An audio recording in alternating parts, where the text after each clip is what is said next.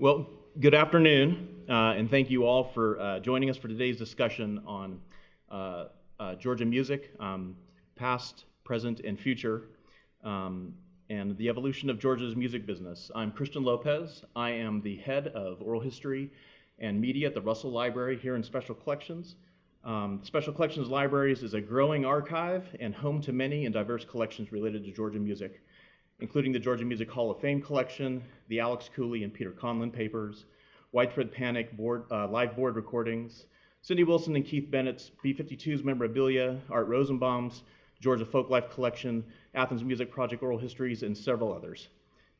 This auditorium, in a new curricular partnership between Special Collections and the Russell Library and the School of Music, is where 60+ undergraduates each semester meet in a popular new 2000-level Music in Athens course that explores the musical, social, political, and economic impact of Athens music since Reconstruction, and covers not only the well-known and fluid art and indie rock scene that made it a musical destination, but also gospel, folk, pop, and hip hop.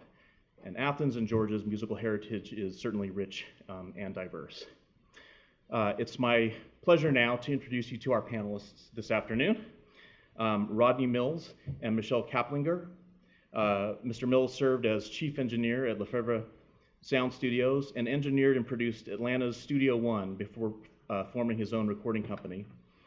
He has earned over 50 gold and platinum records for engineering, producing, and mastering, and was inducted into the Georgia Music Hall of Fame in 1996. Michele Caplinger has been the senior executive director of the Recording Academy Atlanta chapter since 2000. She is a founding officer of Georgia Music Partners, a nonprofit focused on Georgia's growing music industry, and the group responsible for leading the charge in the passing of House Bill 155, Georgia's Music Investment Act, in 2017.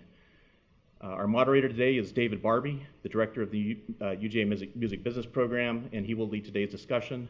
He has worked as a producer, an engineer, a writer, and musician on hundreds of recording projects.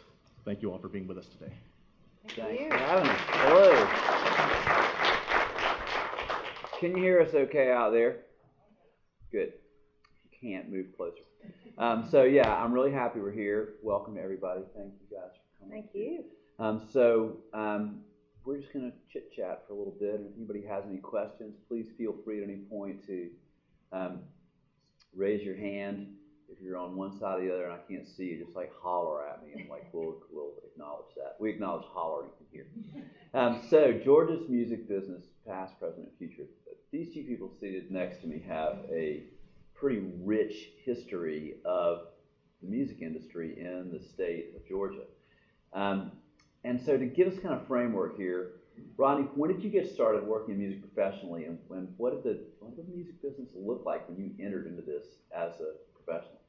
Well, first of all, I never quite knew when I transitioned from not an amateur to a professional, but I played in a band for 7.5 years, starting a sophomore in high school, and that was 1962.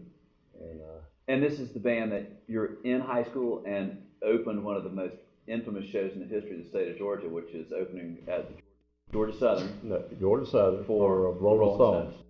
First time Rolling Stones ever came to America to tour, they played Georgia Southern, Statesboro, in middle of the week, and 4,000 people in the gymnasium. Wow. And so we know what they were playing at this time. What kind of music was your band playing? Did you open with Rolling Stones? Well, we thought that we played their stuff better than they did. No, we did a cross section of everything. We liked everything from R&B to pop, Beach Boys, of course the Beatles, and we played a little bit of everything. A little original material, but everybody in the band sang.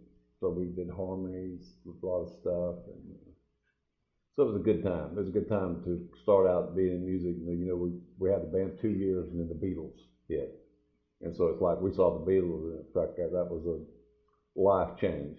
It's like, wow, there's a group of guys that be in a band, and people like all the guys instead of just being one person standing in front of them. So we were doing that, and I'd say the 67. We moved to Atlanta as a band, and I we had a little recording studio, and I was always interested in recording, and so we gave that up in 67, 68. I started hanging out at a recording studio, Lefevre Sound.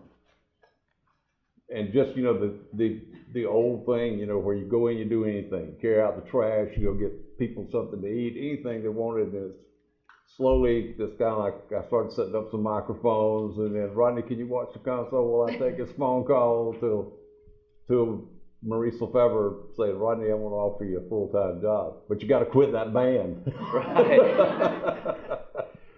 It's funny, my career in studio started the exact same way. It's kind of hang around here. You'll have the consistently made coffee, a clean bathroom, I'll fix stuff, whatever. And then one day it's like, hey, I got to go. Can you sit? Do you know how this stuff works? That's it. Yeah. Wow. So you guys started this in the late 60s. You're in Atlanta and you're working. Michele, what's your intro to the music What's my business? intro? So I was actually trained in musical theater, and I moved here from New York City because of a guy. And I got to Atlanta. Classic reason. Yeah, well, it's a good story. But I got to Atlanta in '81, and there really wasn't a whole lot of musical theater. But the early '80s, if you remember, the live music scene was like on fire, right? And I had auditioned for this original rock band called Lipstick Stains, and spent the first 4 years in Atlanta, you know, singing and, you know, every weekend and recording little EPs and touring. And I mean, rock and roll is theater, so I thought, you know, it was perfect. But I learned the business along the way, but that's really my intro. Married the guy, divorced the guy, kept the city, met Mr. Right later. Yeah, but that's the beginning. The whole lot's happened after that. But my live music career, the last band I was in was called Marching Two-Step, and it's what became Collective Soul. Do you remember back in the early 90s? And at that point, and don't do the math, but in that, don't do the math really, but in that point, you know, after 4 years, I mean, I was 36 in that band, so, you know, I was delighted for them to be Marching Two-Step with Ed being the front person, and, you know, he wrote all the music and lyrics, and it really was his band. We were kind of both up front, but, you know, in between, I was in a lot of bands, and, you know, I have to tell you, I sit here looking at Vanessa, I'm a huge fan of hers, and that's, you know, the period of time, you know, around that 80s into the 90s that, I mean, Georgia was just unbelievable. I mean, there was we really didn't categorize music either, right? Like, we would do these shows, and back in the day, RuPaul, do you remember this? When he had his bands, this is before he was doing RuPaul, and he kind of did the Adamant drag. But he had RuPaul and the U-Hauls and RuPaul and Wee Wee Paul. Wee Wee Paul, yeah. And they were full-on bands, and they were great. And we would play with them and play with the Now Explosion, and like, it was just, it didn't matter. Rock, this, that. So I fell in love with this area. I really did. You know, the legacy, you know, everyone knows the legacy, Georgia music legacy. But what was happening right then, I was like, I'm not going back to New York. You know, I made it my home. What kind of places were you playing in the early days? 688. Classic. Bistro. Yep. Hedgens. Mm-hmm. All the shadows. Moon Shadow, or the moons, Harvest Moon. Harvest Moon and Moon Shadow. And then fast forward, places like the Cavern. Yep. Do you remember that? This is like the checklist of my 80s career. Yeah. I played all these places. But you know, in the early 80s, of course there was 688 and Bistro, but any place that would have a band. Really, Margaritaville. There was this place that just had Margaritaville, the old Lums best on margaritas, yeah. And they didn't have a stage. They had glass, you know, windows. It was the worst room to mix, but just anywhere to play. It was great. Lots of fun, exciting. Yeah, it's, you mentioned the Now Explosion. It's you know, there's people are always into retro things in music, but it takes a little while. You know, by the 70s, you know, the 50s were like really cool again. By the 80s up here, when I was in school, it's like, yeah, it's all 1966 again. And but the Now Explosion in the early 80s was like a late 70s disco band, which is like the most out of fashion thing in the world. And the people that would come out to shows in Athens to see the Now Explosion were people that had that polyester in the closet for the last 3 or 4 years, and waiting for an opportunity to like come in from Oglethorpe County and get down to, and it was amazing. They're really one of my favorite bands. I totally forgot about them. So much fun. Well, so okay, so this sets our framework of when we all got involved in this. And I'm going to ask you about a few different things. So, Rodney, I'll start with you about this. What's the difference in like the recording studio scene, say in the 70s, when you're making records with Skinner and ARS and the Doobie Brothers and Journey, and it's like the studio scene in Atlanta, recording scene, compared to what it's like now? It's completely different. Yeah. We've gone from, my career started, I'd say Lefevre Sound was one of like maybe 3-4 studios in town. If you wanted to do any recording, you had to rent one of those studios.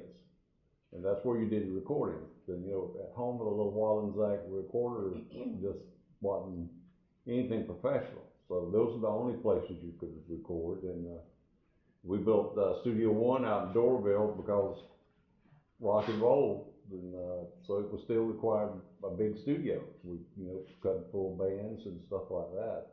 Nowadays, it's nothing like that now.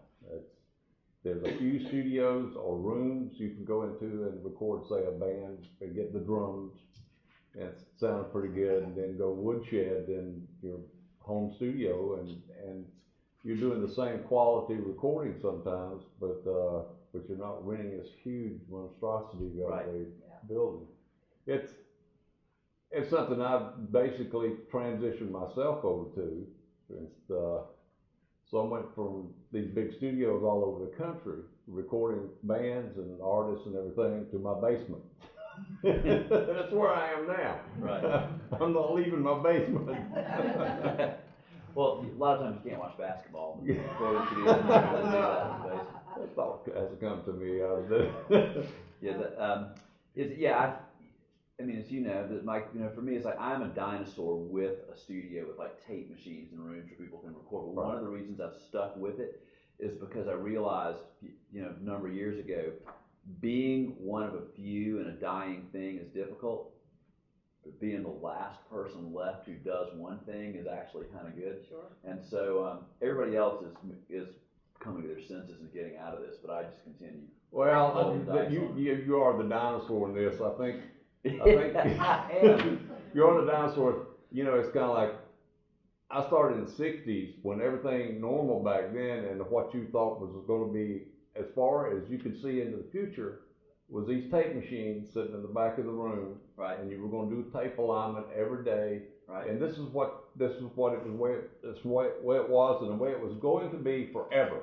When I first started, there was no vision of anything other than what it was then. And to be honest with you, some of the studios around in the 60s, they were based off a formula that started back in the 40s and 50s.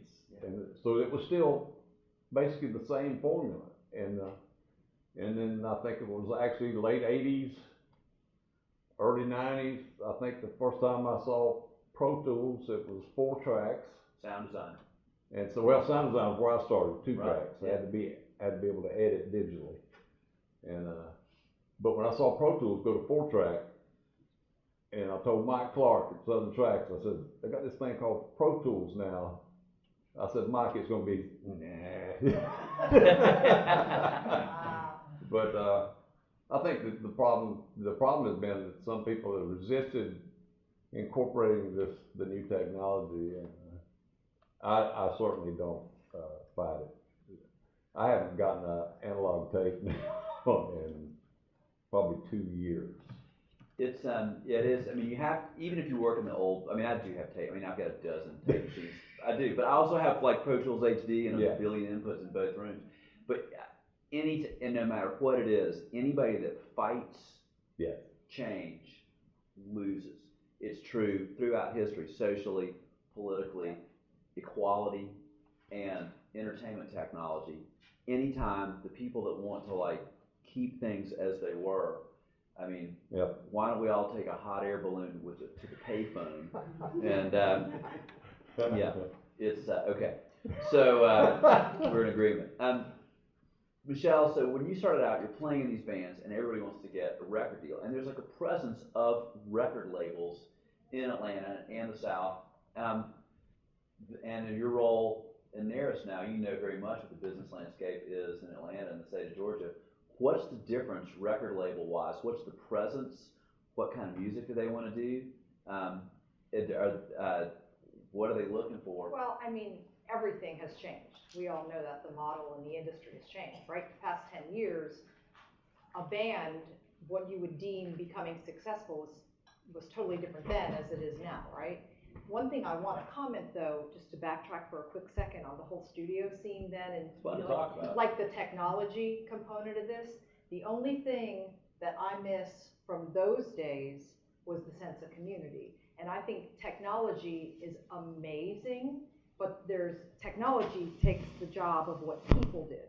So there, with so many records being made in bedrooms, or, basements, or, mixing virtually or doing whatever you do, well, I think that's unbelievable. The studios and all the live music clubs fostered all the relationships and community. And I feel I'm very grateful to sit in this luxurious seat with the Recording Academy, because I feel that we're sort of filling that gap of bringing the community together for where it's been missing.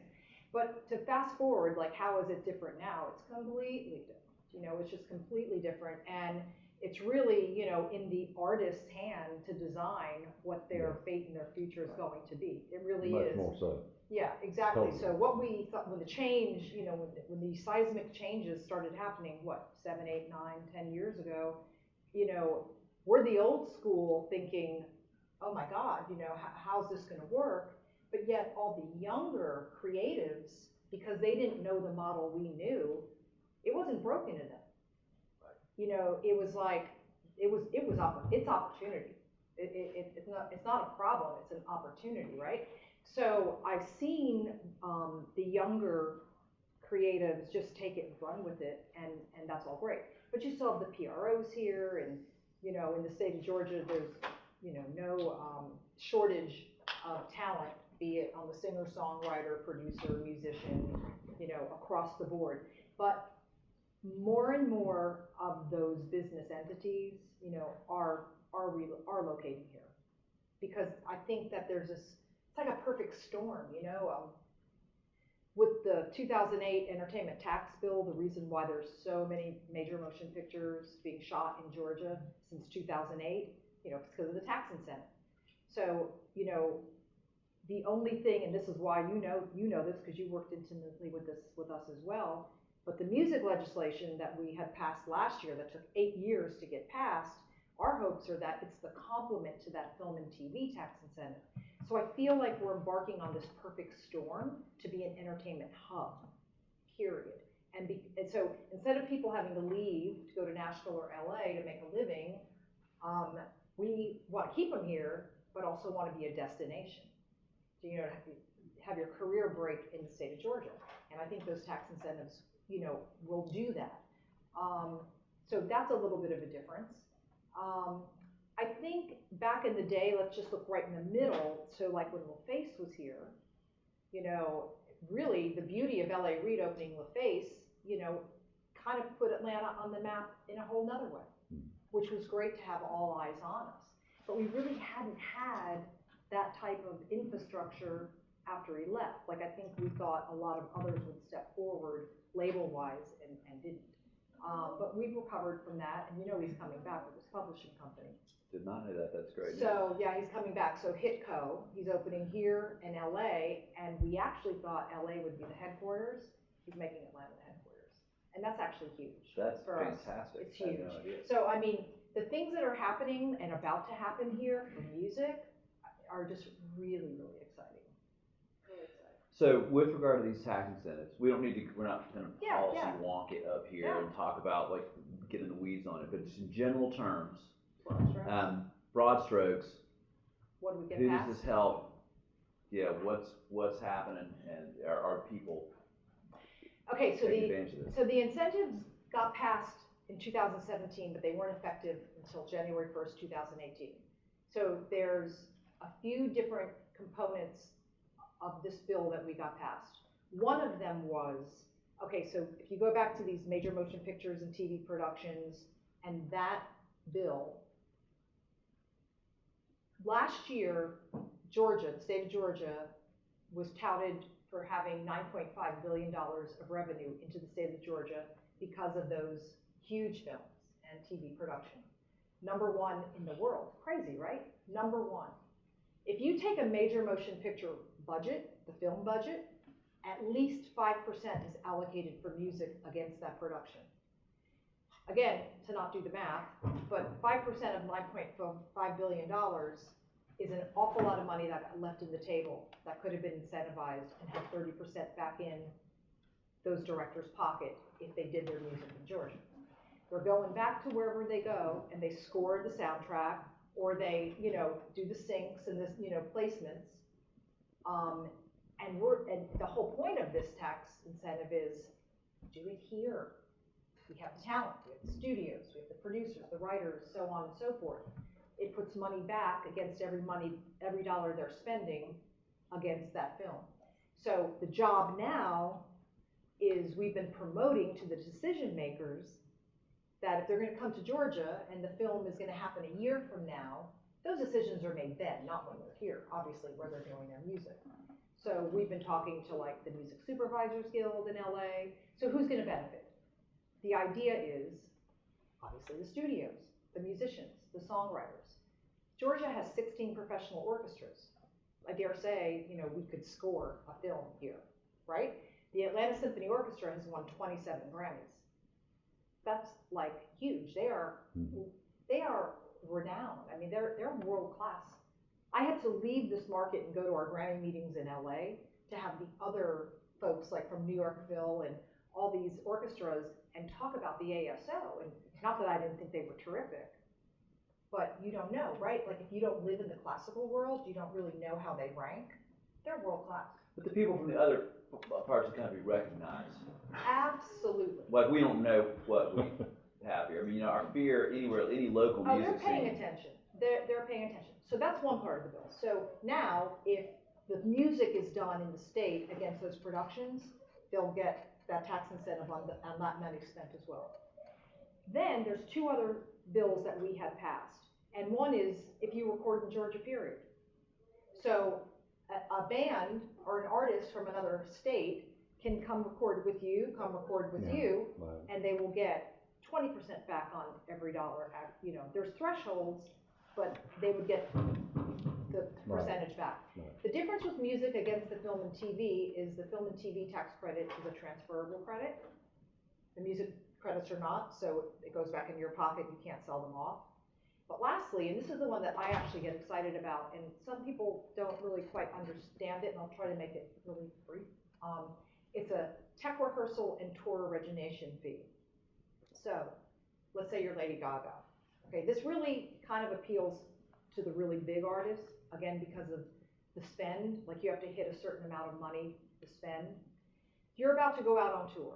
So you're going to take your whole team and spend probably 2 weeks somewhere doing your tech rehearsals.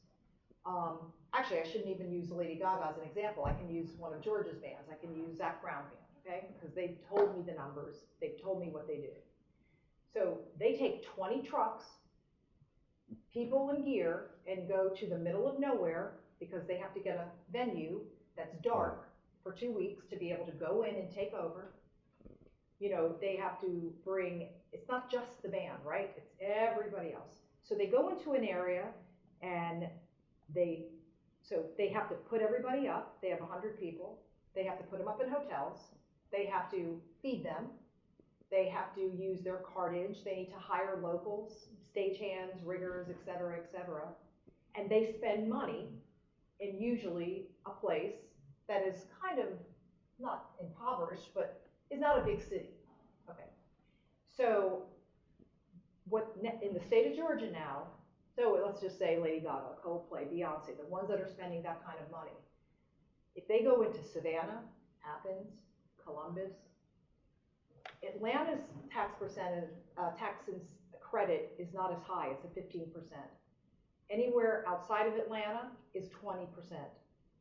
So if you go into the Savannah Civic Center, that's probably not that busy every night and would love the business, and bring that business there, 20% of every dollar they spend across the board, catering, internal transportation, dry cleaning. whatever it is, they would get back in their pocket. And they need to launch their tour from the state of Georgia. So I've had artists say to me, well, how does that benefit me if I'm not a part of that tour, right? Or I'm not that artist.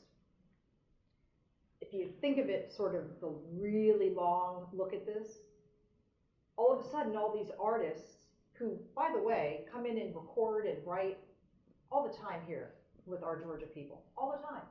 And all they say is, all I need is one more reason and I'll buy a place here. May not be their main residence, but they'll buy a place here. So what happens? So these big name artists all of a sudden do more business in the state. They launch their tour. You might become the southern hub for that leg of the tour. They have 3-4 days off. They come back. Oh, I got to work on those vocals. Let's go to the studio and work on these vocals. Oh, I want to redo this track. All right, we need horns or we need whatever. All of a sudden, the business, what it just does is it really stimulates the ecosystem for music and creatives, and it just, once again, makes it more of a destination to be at because, so-and-so lives there, and I want to work with them, and so on and so forth. I don't want to monopolize this conversation, but because there's a lot to it, but that's really the broad strokes of, if you can think that way, we've seen it happen with film. Did anyone ever think you would hear that Georgia was the #1 place to shoot major motion pictures in the world, ever? Oh, I didn't. That was last year.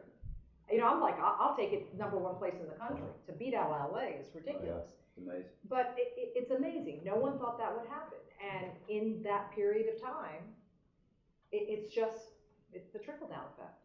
Well, we've got this awareness nationally. It seems like if Georgia's a place to make films, you're talking about the awareness nationally of the greatness of the Atlanta Symphony Orchestra and of our biggest exports. People know the Outcast, and people know REM. People my age know the Atlanta Rhythm Section. Rodney, you've worked with so many artists from all over the place who come here to work or take you other places. I'm just curious, like from the production side, like what is the artists, industry managers, whoever's impression of the music scene here? What makes them want to come here? How do they find out about you? Well, aware of the stuff that's here. We're talking about which Rodney now. The Rodney that was back producing records and everything and engineering. It was kind of that thing back then. I got some success as an engineer, and so then that in itself kind of made some people kind of notice things, and the fact that the studio where I worked at, we were cutting rock and roll, and we just happened, things happen, you just happen to be there in the midst of it all. Al Cooper, the original member of Blood, Sweat and Tears, decided to move to Atlanta. He signed Leonard Skinner. He could sign 2 artists to his new label he started, SOS, Sounds of the South. Mose Jones and Leonard Skinner.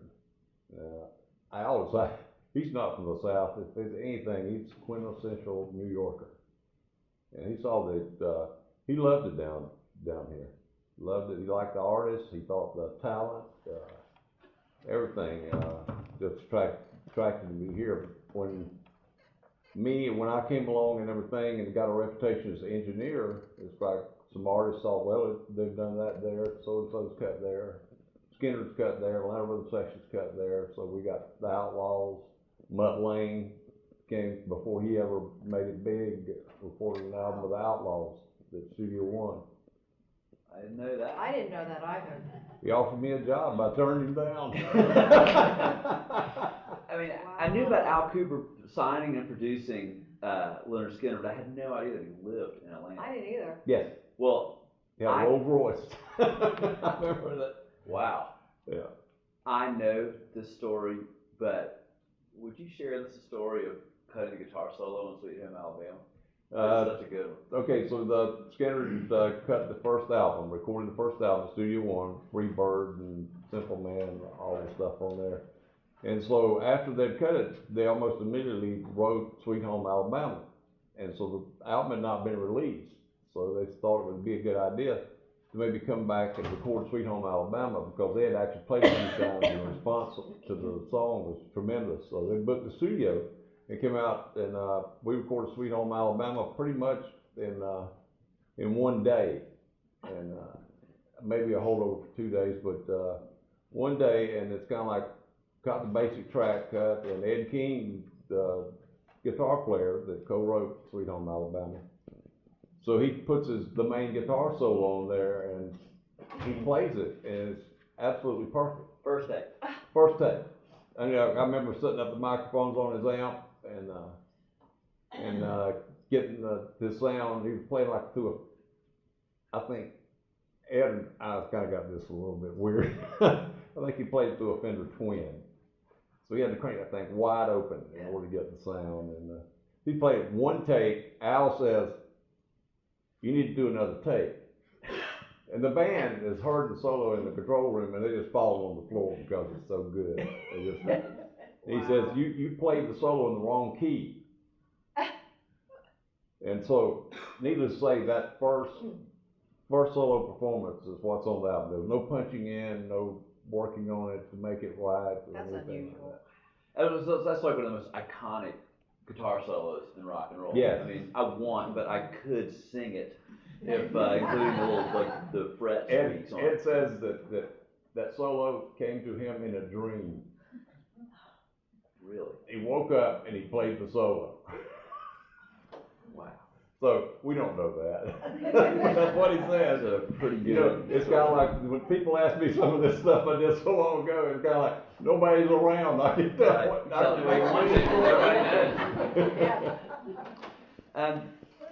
All right. So speaking of like the historical things and recognizing the great music in the state of Georgia, let's talk for a minute about the Georgia Music Hall of Fame collection. What remains of it is here in the Special Collections Library, which we in Athens love having it here. And you've both been instrumentally involved in this, Rodney. Every year when I go onto this show, I've seen you mixing sound, recording the show. I know you've been involved in the Friends of Georgia Music. Michele, of course, you are instrumentally involved in putting this on every year. Can you guys speak about this? Like, what's going on with this? What's going to happen? We're both looking at Michele. Michele, I'm afraid that you're on the. He looks at me. Michele is, she kind of heads up this Friends of Georgia thing now without asking for the job, but she knows about everything that's going on. So the woman who, the arts patron, the lovely, lovely woman, Dr. Bobby Bailey, who really was, the heartbeat of that award show and ran that board. Right. So she passed away a few years ago, and she really, we were all just so in love with her and so grateful for everything she had done for that award show and for music. So we were really, a little bit bucked, and we certainly knew that we wanted to continue with an award show. And this is even post the museum closing in Macon and, not knowing the fate of where that will be next. So we continued with the show, and the board is still together, and we've been on a minute hiatus, but we are shooting for a 2018 fall show. We're hoping that we can have the cooperation of those we want to induct to be able to relaunch the award show and make it even bigger and more spectacular. And we're going to change some things up. It's a perfect impasse to be able to do that, production-wise. And I know we've got CBS interested. It was always carried by GPTV, which has been a great partner. But, we've got a great story to tell here, and it'd be great that it has a little bit more legs. Something that we did do in the interim during this hiatus, I worked with a broadcaster and we put together a documentary called Stories from the Hall. And what we did is we interviewed about, what do you think, 15, 16, 17? I was the only one I watched. Inductees. So from, CeeLo to Rodney to Skinner. You were great. Barry, yeah. You know, and just, you know, people who had been inducted, and we talked to them current day about, you know, what it meant to them to be inducted, what, you know, how they started out, you know, what's your name, Bree? I mean, it was really it was a great cross-section Really of good. folks. And the documentary, you know, it's laced around Hall of Fame footage.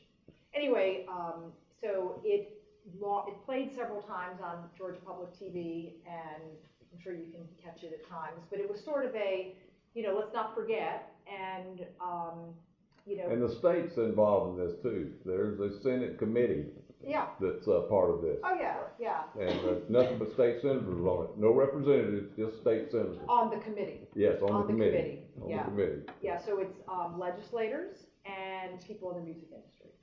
So we are working towards another one, and there still is the fate of the Georgia Music Hall of Fame Museum, and it's all in the works. I just want to tell you, it's all in the works. So. Very good. Yeah. Do we have questions? Chantal? I'm just curious, because New Orleans used to be the place where the movies were made, and then their incentive went away and ours started. Are we doomed for the same situation when ours ends and the next people all Yeah. have the? It's a great question. So last year, they revisited this about, I think they call it sundowning. They call it sundowning, the bill. And the state of Georgia, besides even the film and TV business, was named the best state to do business in last year. And during session, they did not shoot it down. They realized how healthy this tax incentive is, and there's no plans at this time to make that go away. You are absolutely right. A lot of the states that have had tax incentives do great, and then it goes away, and so does their business. It goes elsewhere. Listen, business follows those incentives, really. And I think that depending on who our next governor is, so keep that in mind, you know, when we're voting, because I know for myself, I'll be definitely wanting to support someone who's going to support these tax credits for the arts. I mean, but you're right, it could happen. Anybody else? Yes, sir. One question that's going to be a little bit rambling and incoherent. Sounds good right away. Your kind of question, right? It may be more an issue of history than it is business. But when you think about the musical centers in the country, there are a few places that come right to mind. Nashville, obviously, LA as the seat of recording, New Orleans for its rich musical traditions. Georgia, not so much. You might push back on me and argue no, but in terms of the broad popular imagination, Georgia, not so much. I recognize that in current times, if we recognize the divide between black and white music, for urban music, African American music, I guess Atlanta is the epicenter. But there is a richness of tradition in Georgia that is unrivaled anywhere in the world except for maybe the Mississippi Delta. Mm-hmm. If you look at four people, you know, Ray Charles invented soul, Little Richard invented rock and roll, James Brown invented funk, and Otis Redding was kind of the apex of musical expression. And I don't think the state sufficiently capitalizes on that just unbelievable nexus. The odds that that could happen in one state seems pretty remote, but it did. And I don't know if the state or the movers and shakers in the industry have focused on that sufficiently as a basis to try and catalyze a broader recognition of the state's role in the history of American popular music. Can I comment? So you're absolutely right, and I also don't feel the state promotes the lush and rich musical legacy this state has. The people in the industry we promoted plenty. Plenty. And the 8 years that we were working on this legislation, I had, I don't know if it's the pleasure or if it was sort of, you know, I'd go in like sweating bullets, but talking in front of like 400 legislators to talk to them what we were trying to do. And I would paint this picture of, look at, you know, I mean, with PowerPoints behind me of all those people and even more. You know the rest. And then I would do up to modern day of like, look at who's here. Like, I can tell you, and it's not from exaggeration, it's my job. I work for the Recording Academy. We produce the Grammy Awards. I can tell you every year how many nominees come from the state, and then how many win, right? I can tell you how diverse the state is because I can pick up a billboard, and besides the household names that you all know, the Zac Browns and Ludacris and T.I., yeah, I can highlight them, but I'm highlighting songwriter names and producer names and people that are working on these records, and I'll hold that billboard up to my board and go, you know, look, or used to. I say, look, they live in Georgia. They live in Georgia. We know it plenty. We've tried to educate the legislators. Look, they don't, this is not their expertise. You know, this is not, they appreciate the fact that we have a rich legacy and that we have a lot of music going on, but to the extent that we know, they don't. It's unfortunate, and I think I would love to see them really elevate a music person for the state. You know, I mean, we're lucky enough to have Lisa in that music seat, but that's under tourism. But I really wish that they would really put stock in past, you know, and present and future and promote that. Because I go to my Grammy meetings and we spend a week at a time with the other leaders from our chapters. We have 12 chapters. Atlanta's one of them. Just like you said, New York, LA, Nashville, Texas, out of Austin, Miami, Chicago, Philly, blah, blah, blah. And I'm telling you, these are the people that run the music industry nationally. And they could be label heads, they could be big producers, they can be artists. I mean, I got Nile Rodgers to the right, Sheila E's across the room, Steve Vai, and all these business people. And I'm going to tell you, they are all aware of what's happening in Georgia. They beeline to us during the, you know, talking about these records. Right now, currently, and this is, these are hip hop, of the hip hop culture and community, the majority of the songs that are now considered pop, that are really hip hop, are the biggest songs globally right now. They come out of here. It's the little Uzi Verts and, you know, the whole Metro Boomin Sunny Digital Camp. I mean, there's a lot of activity going on here. But we're not just Earth. But over the years, you know, most country artists moved to Nashville. We know that, you know, we've lost so many, but again, that's the reason for the incentives to keep our people here. But I mean, your point that you made, and I'm rambling in the answer, or the comment I should say, you're right, you nailed it. I mean, it's not promoted the way in which it should, but most people that kind of live and work and breathe this, we promote it plenty. Jordan? So what can people do who aren't adjacent directly to the music industry or who are semi-adjacent to the music industry? What can we do to help support this and make sure it's not ignored? Do you want me to answer? Yeah. Some people just don't care. You know, everyone loves music. You know, if you meet someone who doesn't, just don't trust them as a human being, right? I mean, that would be just so odd, right? Like, it connects us, right? I think just, you know, be an ambassador and goodwill and spreading that word. I think we need to do a better job of getting, you know, the publications and media outlets to cover that. We try, and we succeed at times, but I think it's just, you know, whether it's through social media or it's just stories to highlight all that, you know, we need every opportunity just to make people aware of all that. And I appreciate you asking the question. Do you have any thoughts on that? Or? Yeah, not really.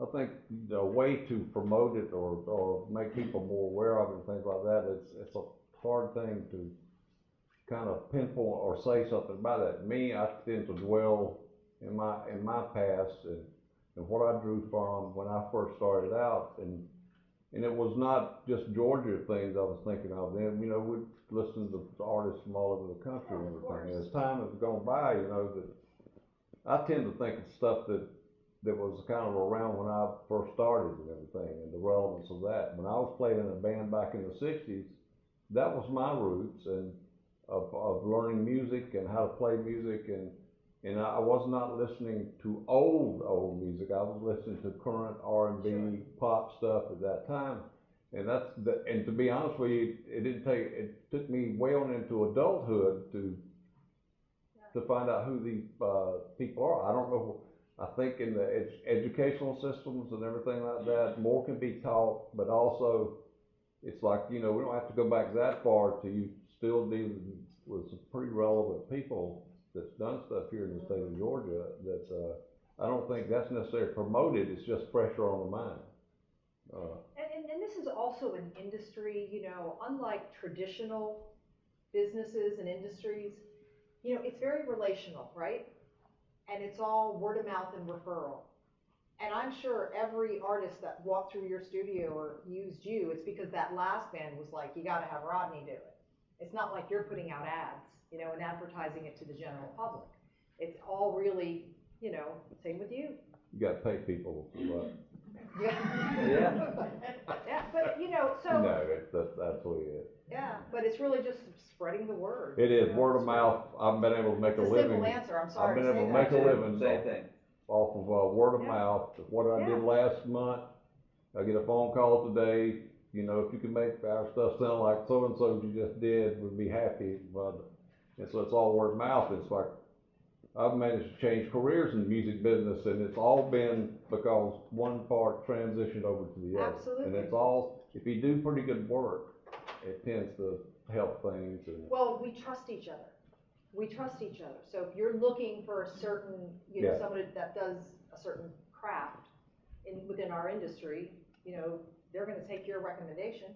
What, are you gonna put an ad in the paper?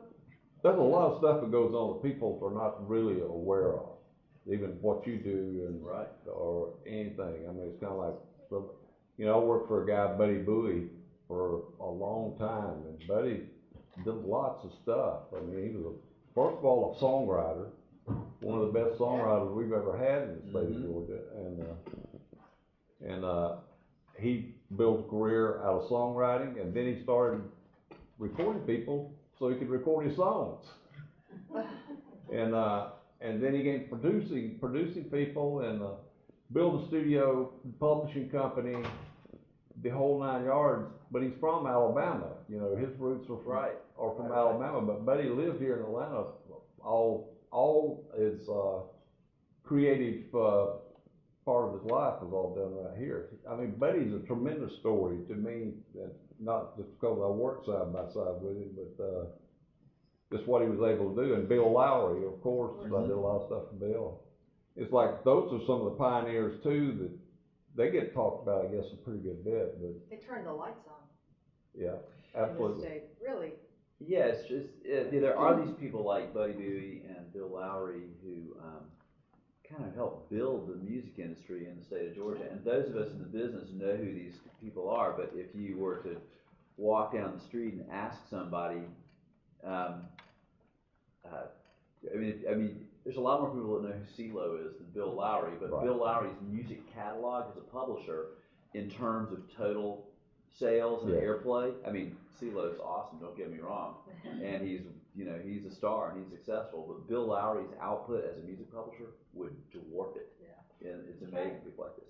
So I want to finish up with kind of a general global question for both of you, which is this. It's like when we all got started working in the music business, our various roles, various times we started doing this, everything in the music business, when I first got started, was geared towards selling a thing that somebody owns and listens to. Touring, when I first started, the word was, well, record company will give you tour support, but your tour's going to lose money because what they want you to do is sell records. Right. Radio, does radio pay artists? We all know, no they don't. In fact, not that this happens anymore, but it was pretty well known for a long time that radio stations were basically like bribing programmers to play we'll pay you to play this stuff. Can you believe it? I mean, there is a prominent artist that was living in St. George at one time that shall go unnamed, that I know for a fact their radio program couldn't get on a certain heavy rotation on a certain station, and so they noticed that the program director was complaining about the broken Xerox machine. Next day, brand new Xerox machine showed up there. The day after that, they're in heavy rotation. So we've gone from an industry that was, okay, we'll sink all the money into everything. We don't care if it loses, because selling a thing to people is the business. Exactly. Now it is the opposite, where the recording promotes experience. Live concert business, it's like people say, well, the number of record sales are way down. Yep, but the number of streams are way up, and concert ticket sales in the last 15 years skyrocketed. Global music industries over the last 15 years looks about like this, and now starting to rise in spite of the fact that record sales have tanked, because music festivals, concert ticket sales, all the rock cruises, all this stuff, and performance money, everything's got sync licensing, and we've moved to an era of total experience, where now the recording is, we'll lose money on that because it promotes everything else. Right. So instead of starting in 1968 or 1981, you're starting now. What would your career path be? What do you want to do? Rodney, you want to start with this? I'm just throwing you a curveball, and here you go. Well, I think you start right now. You go one of two ways. Either you have no sense of history, which is not necessarily a bad thing. You're only looking at contemporary things. You're looking at you're very well aware of all the social media, everything that can happen on the internet. You got that going where, you know, none of that you don't care. There's not a carryover from a long time ago. If you're just starting out now, you're gonna have an awareness of all that to start with. Occasionally, I get artists that's kind of like, they've come to me to master their recording, which is the last step in the process, and a few of them don't know where they're going to go from there. But most of them, I try to ask everybody, I said, what are you going to do now? And most all of them have some kind of little plan. In the Atlanta area, hip hop stuff, they're going to go to a club and pay a DJ to play their song, see how the crowd reacts to it. Right. And I've actually had a few clients that's going all the way to the top by starting out down there. And so it's like nowadays, if you got a band and you're as an artist or whatever, you can get a pretty good recording made. I could get a pretty good recording made without ever seeing the sights of a big studio. I'm just saying, it gives the opportunity. It gives the opportunity for some really creative people to be able to do something now that was impossible. So you don't. So I think kids starting out now don't look like, well, that was really hard back then, what they did. And I tend to look at it like, I don't even want to think about some of this stuff that I had to do a long time ago, because of the convenience. And it allows me to kind of try things that I never could do. So in my old age, there's actually recordings I've been involved in. I was like, wow, I could tinker with this and actually make this sound all right. When in 1968, if it didn't sound all right, that's the way it sounded. Right. Yeah. Right. That was it. Wow. So I think the world's out there. The playing field that everybody's on. I tell everybody, I said, I don't have a plan for you. But I said, you gotta come up with a plan somehow to get your name. I said, you need to perform. If you're good at performing, you think you're gonna be, you need to perform, because that does a lot. Because there's so many people that come to me, what they do now, they have never performed. Right. Yeah, They've never stood up in front of an audience and performed. right. And I think performance goes a long way. So not that I would be a great performer, but I think I could get some people around me that were pretty good. I'd still be satisfied to stand back playing bass. Of course. But I would, I think I could put together something that was viable without having to rely on any of my past, so to speak. I feel like that. I don't know that, but I feel like that. You're optimistic. I'm optimistic. About what we've got. Yeah. That's right. Michele, you're starting out today. What would your career path be? What do you Okay, want to do? so knowing that there are now music business programs in college, because there weren't in my day. I mean, Yes. for the students who are sitting in here, you have no idea how lucky you are, because we Absolutely. kind of someone had to take a chance on us and then teach us, and if we were good, we got to keep the job, right? So, all right, so knowing that, what I would do if I were to do things different, I would take advantage of that, and if this were for monetary success, entertainment law. I would have gone into entertainment law. But if we're talking about feeding my soul and my passion, it still would be performing. You know, I'm a recovering performer. You know, you can't take it out of the girl. You know, but Any courses in business, basic business, accounting, how to run yeah, a but business. I didn't take those. I didn't either. You know, but I under the moniker of music business, you know, I mean, talk about, I didn't plan to be working in the music industry for Right. 35 years. I've been with the Grammys almost 20 years. It's 18 years. Before that, since the 80s. You better catch me. I'm close. I'm close, you know? But you learn as you go, and I've been very fortunate that people, you know, I interviewed for one job, and I've been working for the past 35 years. Because you know, you go for those next Right. jobs. But, you know, it's a different landscape now, and I'm a little jealous. I'm not going to lie. You know, I mean, to have, you know, professors like David and his knowledge and expertise is just like, it's staggering, really. I mean, it's invaluable. So if I had access to that, you know, it'd be really scary, you know, as a younger person. If I had access to that, it's a good thing that I didn't. Yeah, but You know, to me, to get this whole thing here, I think, I was gonna ask you a question. Sure. If you're in the studio now and somebody messes up a vocal line a little bit, do you have them redo that vocal line? Yes. And see, that's the one thing that I think nowadays, They don't. we just do multiple takes and choose the best side. You don't, there's no performance level nowadays that compares to like the 60s and 70s where musicians woodshedded and played and Yes. played and played and I do want to talk about this. Will you listen to this for like 2 minutes? Okay. This is why I still have tape machines. I do like the way the stuff sounds. It sounds cool. And I like having some like weird old stuff that the Beatles and the Stones recorded on, because I just think it's cool and life's short, and why not do something you like to do, right? But the biggest factors are exactly the things that Rodney just said. Performance. There's no Command Z on a tape machine. No. right. There's no Command Z in life a lot of times. I wish I could go to a restaurant that had one thing on the menu so I could just say, I'll have that, bang, I'm making a decision. It's so many times, Right. and that the technical limitations of the tape machine enhance performance and creativity.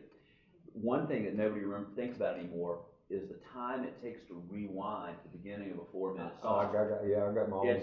It's time for somebody to go, brain drain, cup of coffee, chit chat, whatever, and just to restart. Reboot. 2, you never had an experience in the studio 30 years ago where you performed the mix, which is how, of course, you had to do it then, Yeah. put it on the computer.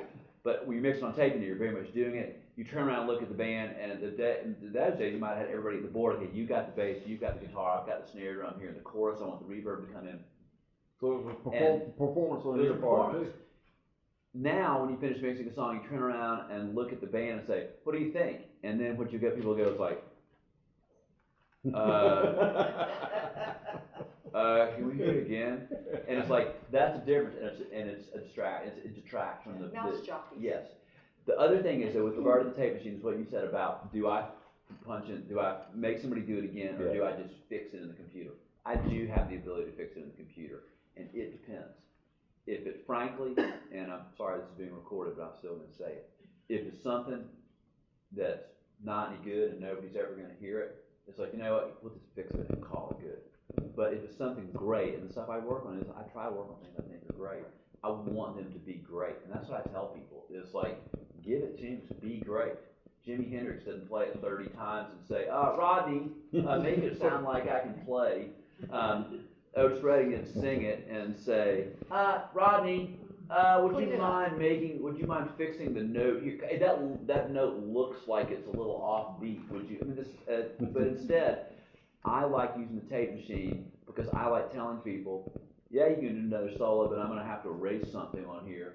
So listen to what you did, and you're either gonna, man, don't you like take a break and do whatever your thing is you do for a minute, drink a cup of coffee, take a smoke break, whatever, and then come back and you tell me either, yeah, that's cool, I like it, or no, I know I can do it better than that.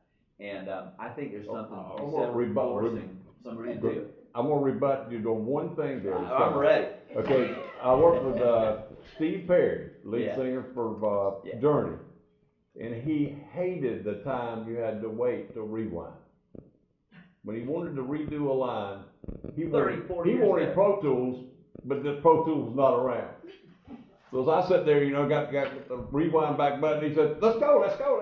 Because I'm one of those people too. I'll tell you another thing about it too. Is interesting. Is as much as I love all this old stuff, two guys that I'm sure that you knew, Johnny Sandlin and Paul Hornsby. Yeah. Are old school. Paul produced all the Marshall Tucker and Charlie Daniels records, and Johnny Sandlin was the engineer on billions of great records. Those guys both separately told me it's like when I was in my 20s and buying tape machines and old gear and stuff, and they're just like, I don't know what's wrong with you young guys. It's like, you guys are trying to bring back all the stuff we're trying to get rid of. There's beauty in always. I love new technology. I love the creative abilities Pro Tools affords us. Oh, I do too. It's amazing. You can do things. If the Beatles had Pro Tools, they would have made records on that. they might still be making them. They might still be doing it. As much as, yeah, they probably still would be, because it would have taken them 50 times longer to make a record than it did back then. So I'm still saying, how did they do that? Right.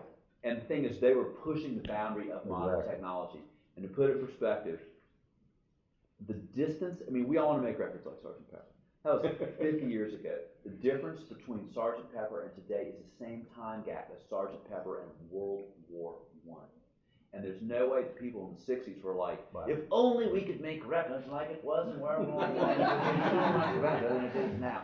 And it's just not true. It's nonsense. They were, all the 60s and 70s artists, one of my favorite stories you've told me, and we'll see if I get this right, is the mixing of Atlanta Rhythm Section So Into You, which has this great kind of chorusy sound. At any point you can stop me and say, no, that's not what happened.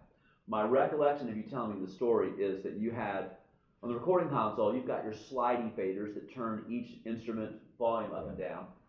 And you have these things called auxiliary sends that will send that signal independently out to a different piece of equipment. And you had just gotten a harmonizer. Yes, So, digitally could change the pitch. Am I right so far? Yes, yes. Okay. And you used the keyboard or something and ran a little bit to the harmonizer and were like, Wow. sounds pretty good. Wow. And you had such limited options on this console, just a couple of aux sends and a couple of pieces of gear that One aux send. Right, one aux send, okay. And then so you send the bass through it, and it's like, sounds pretty good too. And gradually, one thing at a time, you realize you're sending like everything in the mix. But the thing beside that, I had to use that one and send that to the reverb too. At the same time. So anything that had reverb on it had the pitch change on it too. So like the drum cymbals, Yeah. you could hear a weirdness on them. Fortunately, we bought a new console after that, baby. But that record broke their career. Yeah, that record broke their career. It absolutely took off like crazy. I've never listened to that record the same way since you told me that. In a good way, just like if you really want to know, you can hear the edit in Strawberry Fields Forever, the tape edit clears about. Once you know where it is, it makes it explosive for you. We'll hang out for a minute and chit chat with people. Can we please hear it for these two wonderful people?